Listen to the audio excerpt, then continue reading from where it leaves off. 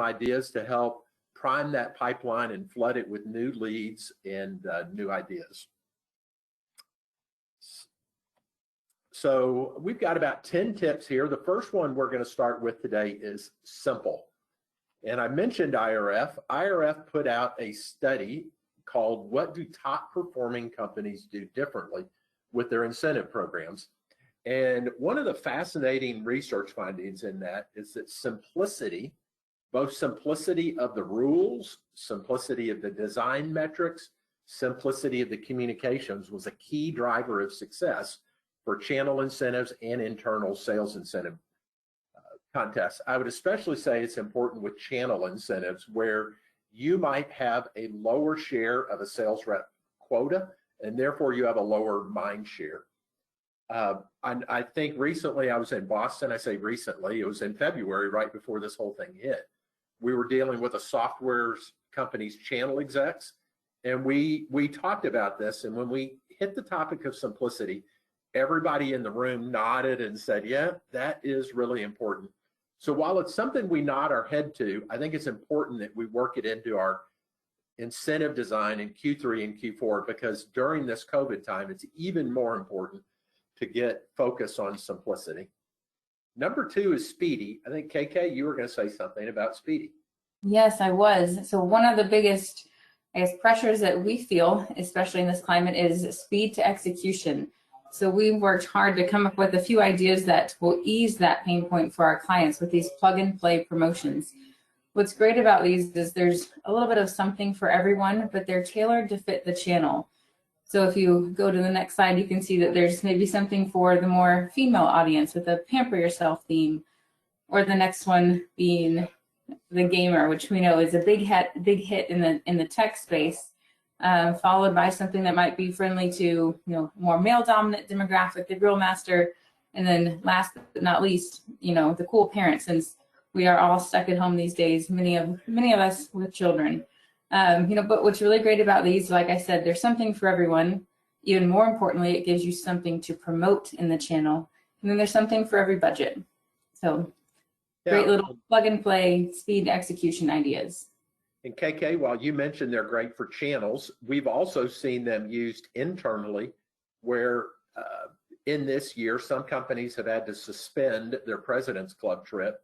And we've got a couple of clients that are rolling these out as a way for those incentive trip winners to have something else that they can pick from as a substitute prize. So, what we've tried to do here is make it easy, as you said, Kelly. It's simple, and it's something that we're able to help clients with roll out very quickly. Another one that we've seen a jump in is focusing on what we call the right behaviors, and we've talked about this maybe in the past.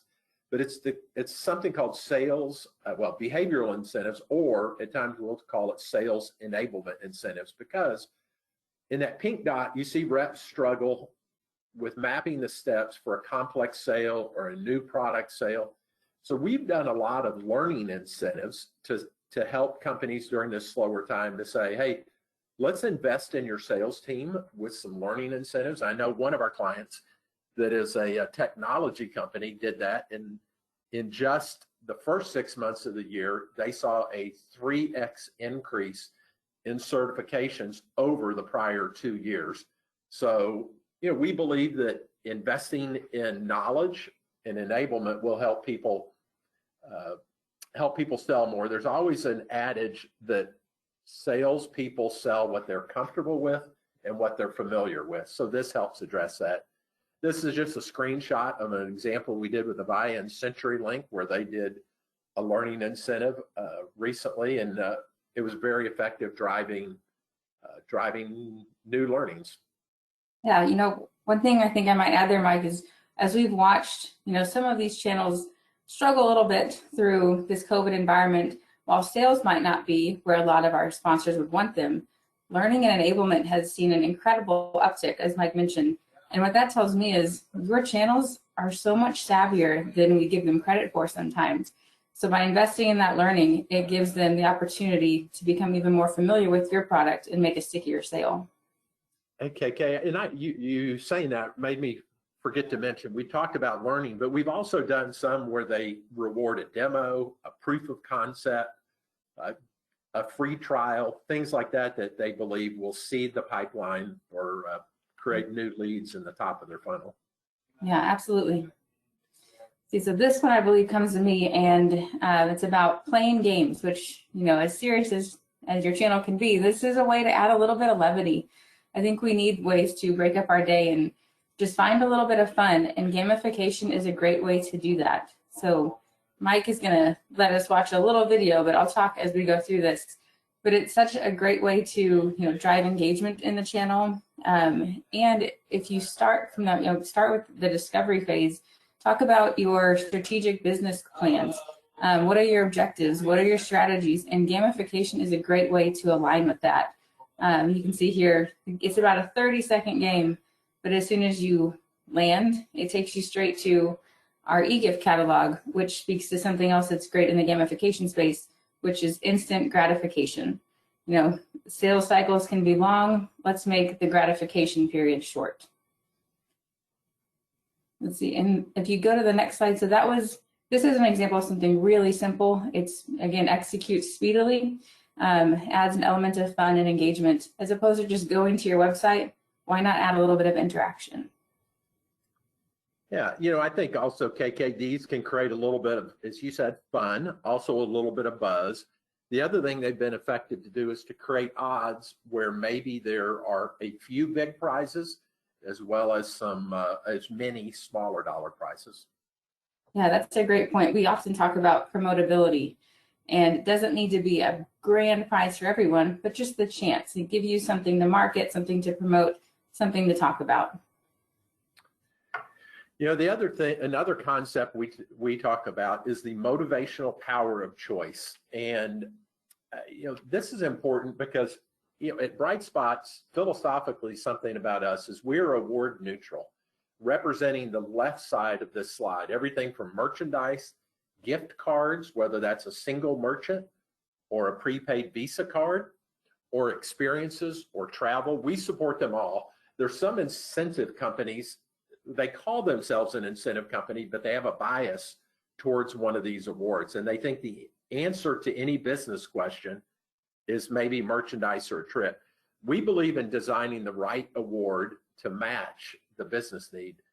But something we see, you know, particularly in the channel space, is that there's a heavy load on prepaid Visa cards. And it gets hard to promote money after a while. The only way you can promote money is by increasing the dollar amount. So we think there's a value in changing things up. And there's been a number of studies that talk about choice itself as a motivator, where you give people a catalog of options, whether those are gift cards or merchandise. And that thought process of thinking what they want to redeem for is motivational in and of itself. We also like to curate that.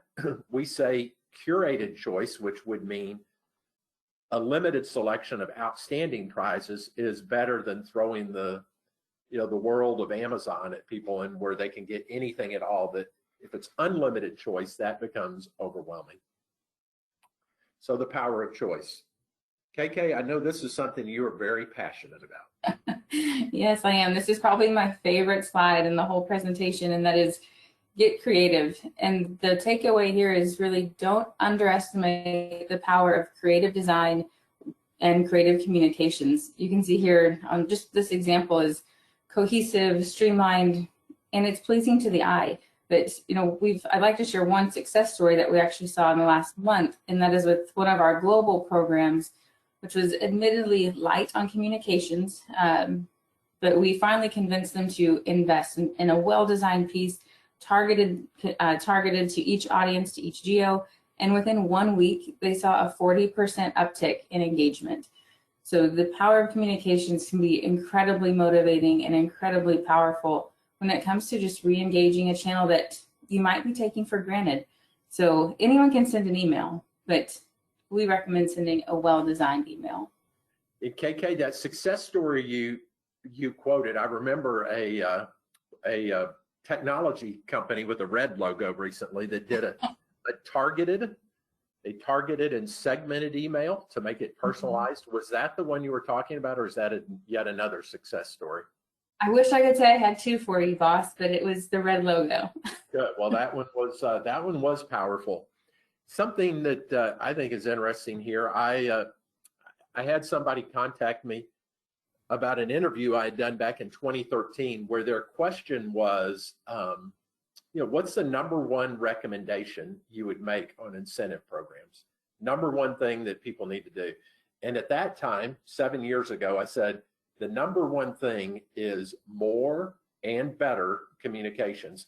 And I find myself, I think I would give the exact same answer in 2020, and maybe even given it a little more emphatically, because it just feels like in this era of go, go, go, go, go, launch fast, that many times the promotional communications are getting pushed to the side. And I think a lot of times our clients and the decision makers, they've been close to the contest for a long time. They've brainstormed the contest. They've created different budget models. They've done PowerPoints internally. They've worked with us to launch. And by the time they launch, they make the mistake that everybody is as familiar as they are. And so I would put an asterisk and an exclamation point by everything you said on this one, Kelly. Yep. Let's see here. Number 7. So this is interesting. Referrals.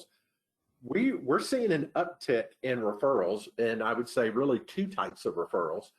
The graphic here is something we call refer a friend, which primarily we think of in incentive programs, and especially in channel incentive programs, where there can be a turnover in the channel space, whether those channels are value-added resellers, dealers, distributors, and the sponsor doesn't always know when one rep leaves and a new rep gets hired.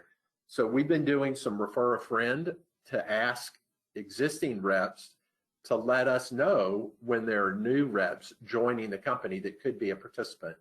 And sometimes just the referrer gets an incentive. Other times both the referrer and the referee get an incentive. We've also been doing some referral incentives asking for existing customers to make referrals of their friends that could be a prospect. So, it's certainly something that's been in our space for a long time, but I think dusting this idea off and asking for referrals of both new sales reps and new prospects is a powerful idea. Yeah, Mike, I was on a call last week. We were doing a program review, and that idea came up as far as what else can we do to engage this channel. And going through some of the data, we found that a lot of the participants were incredibly engaged. We're getting incredibly high dollars, but we weren't seeing a ton of new people enroll. So we threw out this idea, and of course, it was incredibly well received. But the takeaway here is, I think that there's a lot going on in the world today, and sales aren't as easy as it used to be. We're seeing spouses take pay cuts or friends get laid off, and if there's an additional source of income, this is a fantastic tactic to utilize, because people want to help their friends out. So something I think it's interesting in the channel space. Even an effective channel program may only reach 20 to 50% of the reps. It's just inherently hard to connect with a channel audience. So if you think you're only connecting, say, 20 to 50% of the audience, there's that whole other segment that can be reached. And I'm reminded of a friend who told me he doesn't read anything on the internet unless somebody else suggests that he reads it. So, the power of a friend's suggestion could really move them to enroll. Let's see. I think we're now going to bridge over to some lead gen ideas. The first part was all about incentives that could prime the pipeline. This one would be about ways to put new leads in at the top of a sales funnel. Yes, and this is another landscape that looks much different than it did 9 months ago. And as you can all imagine, the biggest uptick that we're seeing when it comes to lead gen is shifting it to a virtual environment. So we just want to share a few ideas to think about, some things that we've seen execute really well. Virtual cooking classes. The one thing to keep in mind with lead gen and events is, how do you balance the entertainment with the business? So we always recommend, maybe the marketing manager starts out with a quick introduction, turns it over to the entertainment to then engage, and then at the end wraps it up. So a chef is a great way to do that. And sometimes, I mean, you can take it or leave it, but sometimes we'll ship the ingredients to the home. That way there's no shopping. It's just completely turnkey. As you can imagine, as we're all living on Zoom or GoToMeeting these days, happy hour looks a lot different. But what a great way to engage with prospects and customers than with a little kit sent to the door, a bartender or mixologist who can teach you how to make that drink, and you can toast while the marketing manager gives his or her speech. So what is the next one? Oh, something else that we've seen more requests for are family-friendly events. We all sit in front of our laptops all day while the kids are waiting, but what if there is a way to engage with your prospects and customers in a way that lets the kids be involved too? So these paint parties can be a lot of fun, and for the moms and dads, yes, you can still have that glass of wine. And then last but not least, one event that we saw execute really well virtually was a concept called Comics in Quarantine. Because these days, everyone just wants to laugh. And Jeff is a guy that we've worked with for years. He knows how to keep it PG and meet the audience where they are. But again, just a great way to engage, enjoy a laugh at the end of the day. Kelly, I like what you said, where you intersperse the entertainment with the content and you kind of alternate back and forth. I think that's a tremendous best practice, as opposed to having 30 minutes of one and then 30 minutes of another. That if you bounce back and forth, and some of these facilitators have become very adept at those transitions as well. Mm-hmm. This is something we've seen a lot of success with. Whether it's direct or also in the channel space, is sales blitzes, where in the past we were facilitating many of these in person, where we would ship things like collateral, sales aids, and promotional items, and maybe food to an office where there would be training in the morning, and then there would be a blitz in the afternoon where the sales reps at that company would hit the phone with their, with the expert, the product knowledge expert from product marketing or from the channel sponsor. But we've seen these again done virtually, and some of them, some of them we've been fulfilling different kits to employees' homes if we have that, and then many of them, we've also been incorporating in a virtual lunch with that and the virtual lunch could work on a sales blitz, or even something like a webinar. Today, I guess KK, we should have made this a lunch and learn, and we could have sent everybody some Uber Eats. Next time. On this though, we've seen an incredible uptick in the demand for virtual lunch and learns, and I think they check two of these boxes in and of themselves, which is simple and speedy. And I can't remember the last time someone sent me a DoorDash gift card, but I think the message is just do something. The people that receive these cards really appreciate them, and it's such a simple thing to do. So just keep it in your back pocket. And then the other thing that we're not quite to yet, but I can see it coming, is small events. Certainly, small events will be the first thing that bounces back, and I think the companies that can time this perfectly are going to have tremendous success, because as we start to emerge out of our back bedrooms and being hunkered down, I think there's going to be a tremendous demand, or an appetite, a pent-up appetite to get out and do some things socially, and a willingness where maybe in 2019 people were bombarded with invitations for lunch and learns. Or we wanted to share one more idea here, and this probably goes under the heading of whenever you're ready, Bright Spot is ready with ideas, and that is this escape room idea we did with one client. Yes, and it really is about sales enablement, because when you think of a typical escape room, it's all fun and games, but what we've done is completely brand it so that every single clue is based on a sales component, so that in order to escape, you literally have to learn. But this is a small group, less than 10 people, so it satisfies that socially distant need, but it's such a fun way to learn, play, and engage. No, KK, I saw some of the pictures of people that had escaped within their 1 hour time allotment, and it was, there was a lot of emotion on those on those faces of the people that escaped. And you know, we work with the client to build the event in a box, basically an escape room in a box that can be shipped out. And it probably takes about 2 hours to set up the game, put some things on the wall, and but it, really a neat idea that I like. So if we were trying to summarize some of the ideas we did here, we talked about today, is be ready, also be speedy, keep it simple. And then I think maybe among the strongest of all of these is point number 4, hence the exclamation point at the end, which is just do something. I think the market right now, people are ready. I think doing something displays a confidence in your sales channel, whether it's an internal channel or a third-party channel. It displays a confidence in people that they can succeed in this environment. And so I think doing something can really divert attention and help focus people on what they need to be doing, and then add a lead gen component. KK, anything you would add to that? I know you always do a good job summarizing. Yeah, I might emphasize the add a lead gen component. I just had a little bit of my heart rate went up as I realized, it's about to be Q4. And I can't tell you how important, you all know this, how important it will be to prime that pipeline in Q4 so that we can have a strong FY21. So I would just emphasize that one point.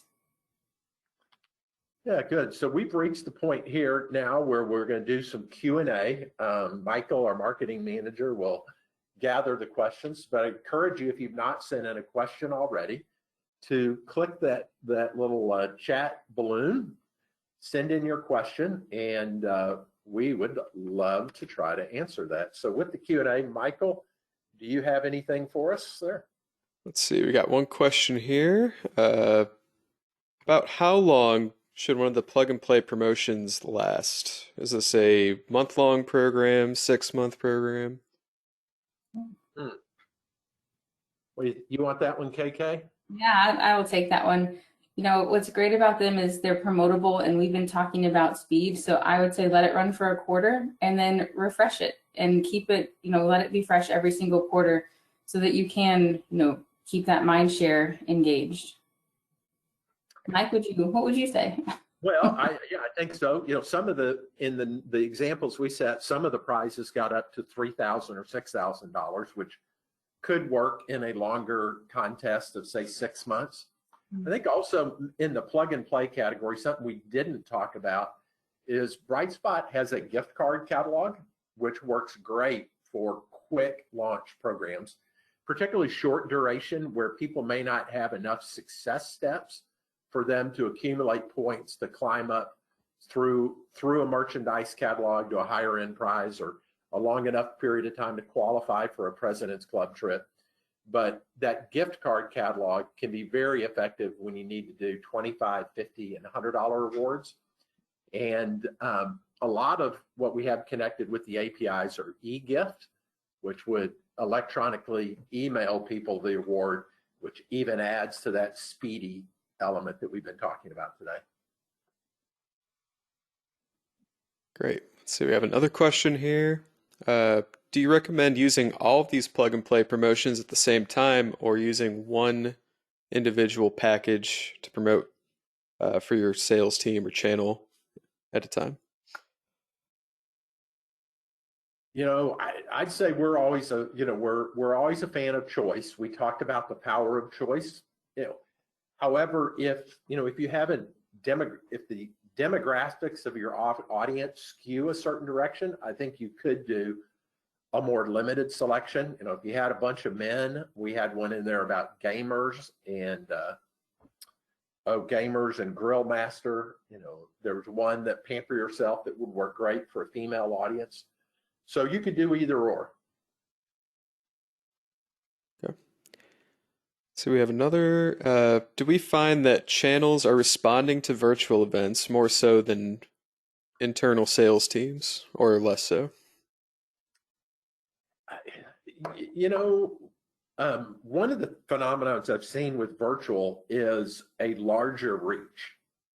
you know, I feel like we're competing for, there's less calendar competition. And I know some of the webinars and things we've done this year have been our most highly attended ever. So I think there's less competition, and it's easier for people to dial in and attend for 30 minutes versus driving to a live event. So in some cases, we've seen an uptick in registration for virtual.